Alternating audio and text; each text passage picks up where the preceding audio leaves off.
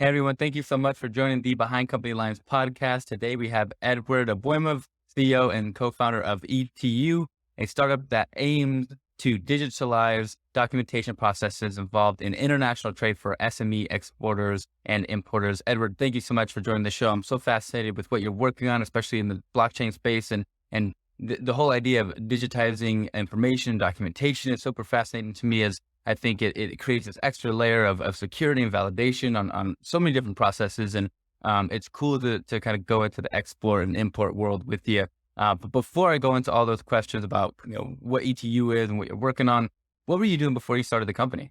Hi, Julian. Yeah, thank you for hosting me on the podcast. So background-wise, I come also from the background within the international trade and Yeah. logistics. So I come from the family which was involved in the logistics world for the last 3 generations, and where I have worked in the family business myself, managing the procurement and supply chain management operations for the international pharmaceutical distributors working in the Eastern European region. I'm aiming to solve the issues which I was facing in my previous job on the databases.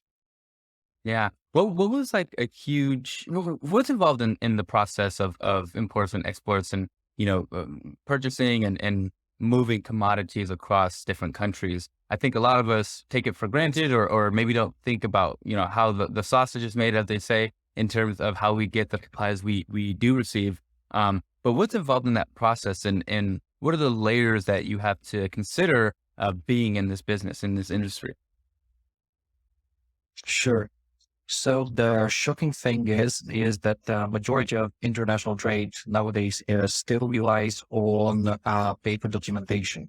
So when you have an international shipment, for example, you're importing something from China, let's say to the USA, when the supplier uploads their goods onto the ship, they would get the document issued to them called the bill of lading, which represents right of ownership for the cargo. It's a title document for the shipment issued in the paper format. When the supplier receives this document, they would wait to receive the payment from the buyer of the goods in the US. And then in exchange for money, they would actually send this paper document to the USA.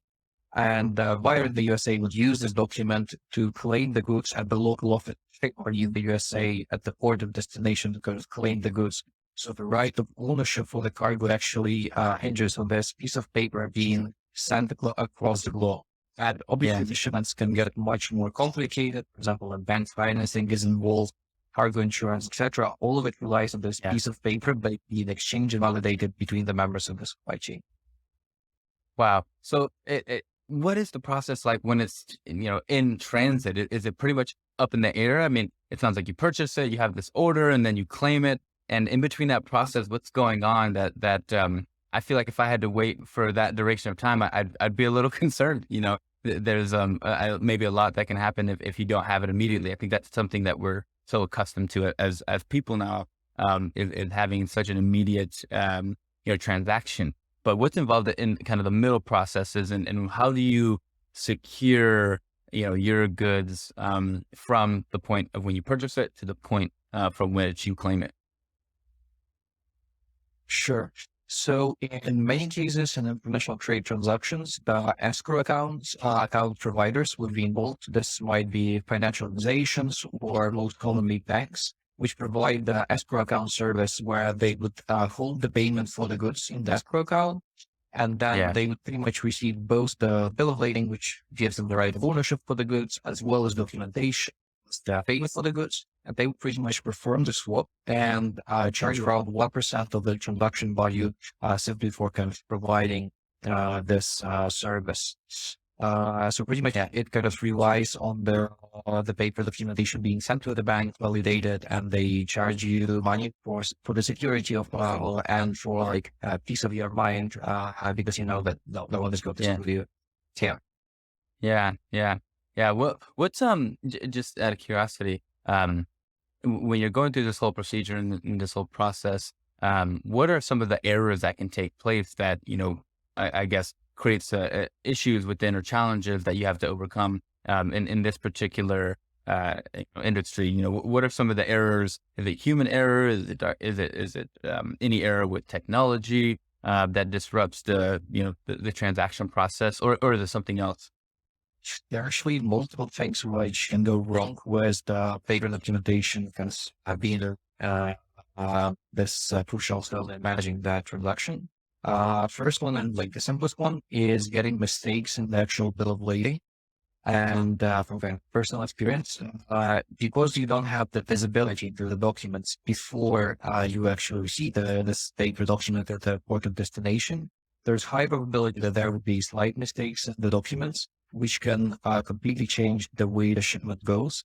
Kind of the anecdotal stories, which we've heard from speaking to our customers with whom we are working right now, Yeah. is, for example, they would receive the bill of lading where the one terminal in the same port would be indicated on the bill of lading. This company, they imports of cocoa from Latin America to the Baltic region to Estonia, and they cannot actually unload this shipment of cocoa from the ship until their supplier in Latin America would cancel the documents which were sent to them by conducting the shipping company, issuing the new set of documents and sending it all over from Latin America to the Baltics, which takes some time and costs money, which can damage them storing the goods actually at the port of destination. And that's like the slight mistakes within the naming of this terminal within the same port, but then it blocks an entire supply chain. Yeah. Well, and how, I guess, is eTEU solution helping that process? Is it with the documentation? Is it with the communication, the accuracy? What are you doing to help kind of create a better process within this industry? What we're doing is in essence quite simple, but has kind of multiple levels of complexity which we have to solve to enable this. We are pretty much digitalizing this document, allowing it to sort of sending the pieces of paper across the world to send it in the digital format. However, what's important with a bill of lading is that you have to keep the mutable record of ownership of the document at any given point in time, and you can only have one copy, so you cannot have multiple copies of the document because the multiple parties will have a claim towards cargo. So the way we are solving this issue, we're using blockchain technology in order to replicate physical properties of the paper bill of lading in the digital world. So each bill of lading on our platform is issued as a separate non-fungible token, NFT, which is exchanged between the members of the supply chain, and giving this physical like properties to the bill of lading in the digital world. Yeah. And how is that physical kind of, documentation? Have you created some kind of, similar template online and within your software? And are there any kind of regulatory, like, restrictions to creating kind of documentation online? Sure. So the way on the legal side and structure-wise, we follow the international set guidelines for the information which has to be contained within the bill of lading. But with our platform as well, it's quite flexible. So the outlook of the bill of lading can be changed within the kind of online editing structure. And you can also upload the pre-issued bill of lading, which was created in the, for example, shipping company system onto the platform. On the legal side, we manage the replication of the paper document within our platform is that all of the parties which sign up to the platform, they affect our terms and conditions, which say that they would honor the paper version of the bill as an alternative paper-based document. Yeah, they kind of, when they sign up to the platform, they agree to honor the document issued on the platform. Yeah, that's incredible. It's awesome that you've kind of created that layer. I can see how that kind of creates a lot of impact on just, avoiding a lot of errors or a lot of situations where, things aren't completed in the transaction process. The world is interesting in terms of like shipping and logistics, and especially recently, we hear about, at least in the US, there's a lot of strikes, so things are being a little bit halted in the supply chain process. But I guess globally, where has, where have goods and services changed over time, maybe from COVID or in the past that you've seen, and what are the newer things that people are purchasing more of, that you've seen? And I don't know if you have an insight there, but I'm so curious on kind of how goods are evolving in the world. Is there anything you can speak to that, and any change that you've seen in the types of goods that we're purchasing? I say there is a significant shift in terms of the types of goods which are purchased. General trend was before COVID and right now is in containerization of trade. So more and more goods are transported in containers rather than in bulk. So not the finished goods rather than commodities, but even some commodities are now transported in containers as bulk. I would say the big trend, which I would like to mention, is the push for digitalization, which came from the COVID-19 pandemic. Because the interesting thing happened during the COVID, many supply chains which relied on paper-based documentation have been significantly impacted, especially in Asia, where there were very strict COVID-19 restrictions. Because the paper documents, they had to be issued in the local offices of freight forwarding companies and shipping companies. Employees were not allowed to go into the office, so they couldn't physically stamp and sign the documents, which halted the supply chains. And another interesting thing, which not many people know, a lot of express courier post, which is usually used to deliver freight documentation, is delivered in the cargo compartments of passenger planes. Because the large majority of passenger planes were canceled during COVID, documents are not delivered on time, and people simply cannot claim their cargo at the port of destination, which was physically there, because the documents were not delivered pretty much by the courier service companies. My question was, are you seeing the adaptation of digitalizing documentation in other areas outside of what you're working on? In terms of digitalizing in other areas other than we are working on, do you mean within the say, shipping and logistics space, or wider within like other industries? Other industries, kind of on a wider scale. I would say yes. I would say that in the kind of logistics and shipping space, one of the last to kind of digitize the paper-based documentation processes.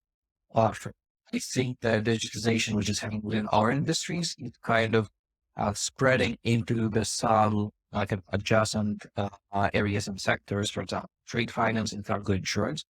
Because once you digitize this like a cornerstone of the international trade transaction, you are able to spread the digitalization into other adjacent industries. So I would say yes, and specifically in the cargo insurance and trade finance space. I'm always, I was reading your bio, and I was diving deep into, the startup and kind of how you were able to get backed by different stakeholders or different investors and other institutions and things like that. How was it communicating the value to, say, the UK government? As I know, you were able to get backed by the UK government, research and innovation, other technology investors, Techstars Accelerator. How was that conversation about? I've talked to founders about fundraising through, accelerator groups and kind of traditional means. But I'm always curious on kind of getting into the weeds of what it takes to get a government body behind your product. Because I think, when you add that layer of kind of validation or, kind of a big player in that space who can kind of have a lot of, compliance and regulatory effects on your product.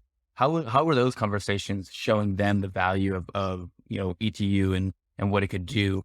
And what were some of the compelling reasons that you think helped them get on board with a product like yours? So the big role, once again, COVID played in getting backed by the UK Government Research Innovation Council, because they had a specific program which was launched in response to COVID-19 pandemic, and one of the funding program that they had was to support the innovation, which would help to make the UK businesses more resilient to the challenges of COVID-19 pandemic, and the certain challenges which they have faced was one of the things.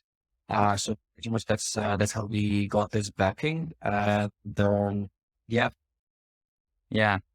It's fascinating to kind of piggyback off of the need that everyone was facing, especially in during that time when we all needed, or that industry needed a solution, and kind of creating a solution that was very much, not only fulfilling those needs, but also it's awesome to see that it's something that was also accelerating the kind of technology and adaptation. It seems like it skipped a step. It was not necessarily digitized, but now it's on blockchain and has this extra layer that it needed. Tell us a little bit about the traction. Who are you working with? What companies, what kind of growth you're seeing? All kind of, from conception, you've kind of built this product. Now it's time to grow and excel and strengthen your partnerships. Who are you working with, and what are some numbers around growth that you were excited about? Sure. So we are still relatively early stage. So we are haven't launched to the open market yet, but we have some pilots, including with five biggest ship companies in the world, as well as with a number of smaller across Europe. We have been able to really bring significant cost and type savings, as well as reduction in errors during those pilots, and shown some quite nice result, let's say, for our clients. So we Yeah. are aiming to launch to the open market within the next 6 months, and pretty much convert our existing pilots into the subscription customers and start growing. But right now we're still kind of in this piloting and testing stage. Yeah. Yeah. What are some of the biggest risks that ETU faces today? In terms of the big risk, I would say first, I will say cycles and conservatism within the logistics industry is Yeah. quite hard to onboard the customers, and they tend to be quite big organizations with long decision-making cycles. So I would say this is quite significant risk, which we're aiming to solve. Another one is pretty much, I would say, on the investment and fundraising side, we've picked Yeah. the question. But to be honest, it was quite complicated to us because kind of conveying the idea and explaining how it works, especially to generalist investors, we spent quite some time figuring it out and finding the right way to explain what we are working on. In the majority of the cases, some people didn't even believe in the first place that's the way the industry works nowadays, and it kind of takes some time, and it takes some, let's say, fails to understand how to convey and explain what we are working on in the right way. So I would say first challenging like long sales cycles and the ability to convince quite conservative industries to embark on this journey of digitization, and second one is fundraising and conveying quite niche, specialized idea to investors. Yeah. How do you communicate an innovative product like this to, an industry that has been doing something that similar for years and is fairly archaic, but to them, there was maybe not necessarily a large need outside of COVID recently, to have, a new digitalization and adaptation of better, stronger, and more effective technology. How do you go through the communication process? What's the pitch that you give them to convince them? Sure. So first of all, we are trying to make it as simple as possible, both in terms of the user experience of our platform, as well as the way we kind of pitch and present it. I think the best way to kind of convey the benefits of using the platform is pretty much to give the live demo, give our customers and our pilot partners has the ability to actually use the platform, kind of play around with it and see what they can achieve compared to what they're doing right now. That's what we're trying to do once we get the chance to have a call with a person inside the company. We'll give them demo, give them the chance to play around with the platform and see what they can achieve. Yeah. Sounds like a lot of, onboarding and hand holding and really just understanding how they're going through the user experience to really identify, not only what features are useful, but also how it actually impacts their day-to-day operations. What are some of the questions that your team asks that help uncover the user experience and create better ways to adopt a product like this, so that when you launch it, it can be more widely used? I would say going through the process with the customers.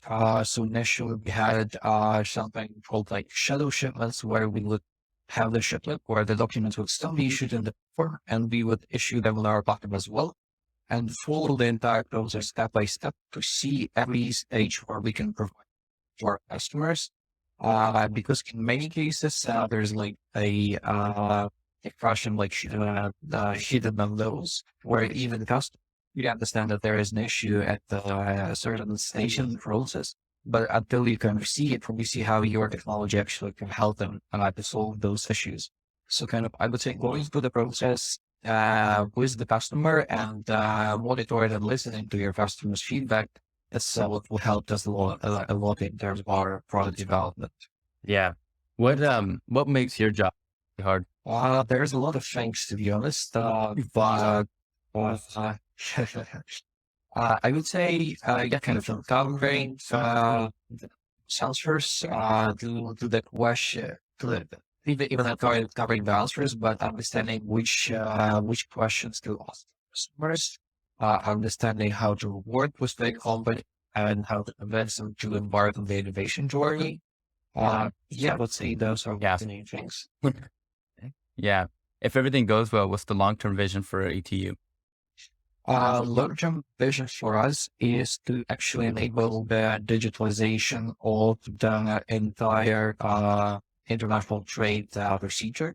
So we see this digitalization of documents as a first kind of stepping stone towards automation, digitalization of all other processes involved in the international trade transaction. Because of the bill of lading, which represents right of ownership, it's issued on the blockchain, it opens up the smart contracts to automate other processes involved in international shipment, including escrow accounts, trade finance origination, etc. So as that goal, we want to automate the entire kind of trans-border shipment procedure and can make the trans-border shipment ordering as easy as ordering something on Amazon. I believe this would be kind of our end goal. That's incredible. I'm excited to see the way that affects the whole industry, and especially, it seems like if that component is extremely efficient and effective, the consumer will have a lot of, effects in terms of maybe the speed at which they get their products, the confidence that they'll get them on time or within a certain time period. It's exciting to see how not only it'll trickle down to the effects of the consumer. I always like to ask this question, one for selfish purposes, but also for my audience. What are some of, the books or people that have influenced you the most, either early in your career or even now as you're, building something that's extremely innovative? But please, I would say the one that the influential ones was Scrum. So pretty much understanding the concept of Scrum and managing the development process in this lean way. I would say this was an important concept for us, which we had implemented within the team, and which had the tremendous impact on communication within the team and cycles, etc. So I'm a big fan of the Scrum approach towards both software development, but generally the management, the team and product management in general. And people-wise, we have kind of an advisor who's working with us as part of our team. His name, he had experience previously in logistics, but then he kind of transitions towards this world. Was kind of early investor board member of startups from kind of pre-seed stage towards like Series B and IPO. Kind of getting his perspective both from the industry background, but as from, I would say, the company building and startup lifecycle background was very important for us. Yeah. It's incredible to have, some key people around you. I'm sure it helps, the process of building a startup and making moves and being strategic that much easier and that much more expedited in your learning process. I would like to, I know we're coming close to time, but I would like to ask founders, where can we be a part of the support of your product, the idea, the conception? If I was a customer, where can we find you? What are your LinkedIn, your websites, your Twitters? Where can we be a part of the mission that eTEU is driving? Sure. So if you're working within the logistics or trade space, or if you're an investor interested within this space on what we are working on, so website is eteu.co.uk. The LinkedIn is, you can just type eTEU and you can find our page. Always more than happy to chat, provide additional answers to any questions that you might have. And Amazing. Well, Edward, thank you so much for being on the show. It's so exciting to talk to companies that are doing something with technology in industries that have such incumbent processes and have such a pedigree and propensity to do things the same way over and over again. But that their technology is disrupting it in a positive way that really will have a global impact. And I know it's right now on a smaller scale, but I can't wait to see how it grows. And I'm excited to have the audience kind of follow your journey as well. So thank you again for being on the show, and I hope you enjoyed yourself. And last question for you: is there anything that I didn't ask you that I should have? Not really. I think we kind of covered most of it. Thank you, Julian, for having me on the podcast. This is my first time on the podcast, so I hope it turned out well. And yeah, thank you for the opportunity. Thanks for having me. Yeah, no, thank you as well. I hope to see you next time. Thank you.